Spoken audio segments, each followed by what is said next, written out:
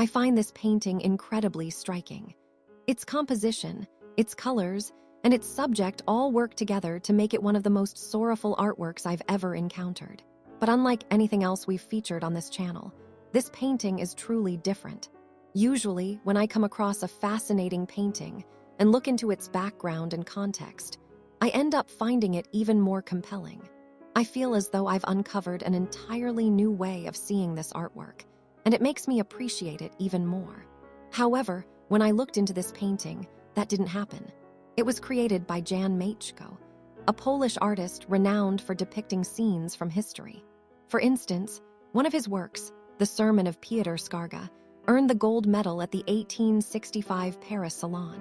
2 years afterward, he earned yet another gold medal at the Paris World Exhibition for his painting Rijtan, or The Fall of Poland.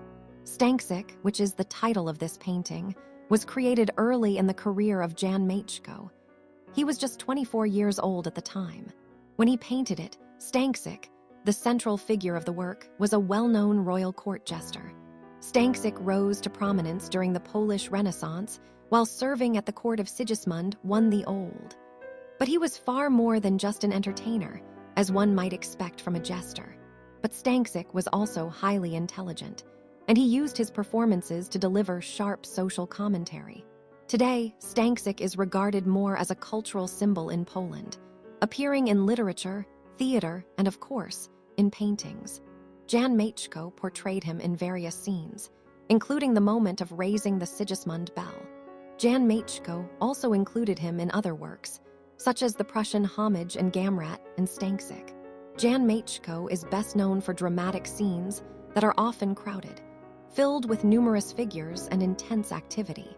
But this painting stands apart in that way. Rather than showing a grand public spectacle, it feels deeply personal, as though we're sharing a quiet moment alone with Stańczyk. Stańczyk is entirely absorbed in his thoughts. His posture reflects deep sorrow, and the way he sits alone, turned away from the celebration, reveals his melancholy. So here's the historical background. The painting's full title is Stańczyk during a ball at the court of Bona Sforza, upon the news of the loss of Smolensk. Stańczyk is troubled about the fate of Poland. At the time, the country was at war with what is now Russia, and in 1514 they suffered the loss of the city of Smolensk. This is most likely what the letter is announcing, which may be exactly what is troubling Stańczyk even more. It may reflect the royal family's indifference to what is happening to their realm. And in the time of Jan Matejko, the image of a dwarf holding a lute would have carried a particular symbolic meaning, a sign of excess and moral decline. Through the window, we can see Wall Cathedral, the place where Polish kings were crowned, and beside it, a comet that was reportedly seen in 1514, symbolizing the empire's coming downfall. There are a few historical inconsistencies in this portrayal. The title suggests that Bona Sforza was already ruling as Queen of Poland at the time of the fall of Smolensk in 1514. Yet she did not become queen until 1518, and the date 1533 shown on the letter does not correspond with the fall of Smolensk. But even with all this historical background and the story behind the painting, it doesn't, much to my surprise, deepen my appreciation of it. This is the first time that's ever happened. Honestly, I think the painting might feel even more powerful if the reason for the jester's sorrow remained unknown. So let's take a closer look at the painting and explore what gives it such emotional impact. Let's start by looking at the composition. The scene is split into two separate backgrounds on either side. One presents the view outside, establishing that everything is happening at night, while the other reveals a celebration crowded with guests. Inside the room, a table holds a letter, and beside it sits Stańczyk. As the central figure of the artwork, he is positioned directly in the middle.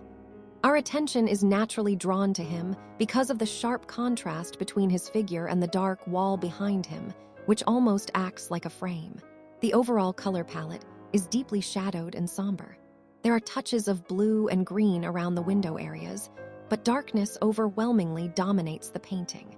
Of course, the red of the celebration and the red of Stańczyk's costume visually connect the two, subtly suggesting they belong together rather than standing apart. And I think that's exactly what makes this painting so heartbreaking. It's the sense of separation between the central figure and the celebration.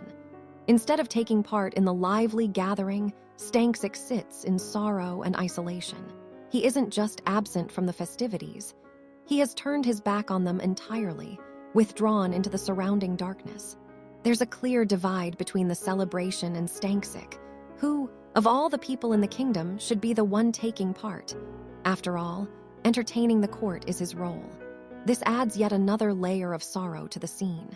Stańczyk, whose very role is to entertain others, to make them laugh and bring them joy, cannot even lift his own spirits. This kind of tragedy even has a name: the sad clown paradox. For instance, a study exploring this phenomenon was published in 1981, titled "Pretend the World is Funny and Forever," a psychological analysis of comedians, clowns, and actors. This paradox is often used to stir a strong emotional reaction in an audience. After all, how heartbreaking is it to see someone who works so hard to make others laugh, yet struggles to find joy themselves? This same sense of self-sacrifice is also portrayed in Soir Bleu by Edward Hopper. This theme also appears in the work of Bruce Davidson and in Joker by Todd Phillips. Stańczyk may, in fact, be one of the earliest portrayals of the sad clown paradox. What makes it even more tragic is that Stańczyk was modeled after Jan Matejko himself, which, in a sense, makes the painting feel like a deeply desolate self-portrait. Thank you so much for watching until the end, and I would love to hear in the comments what you thought of this paintings. See you in the next video.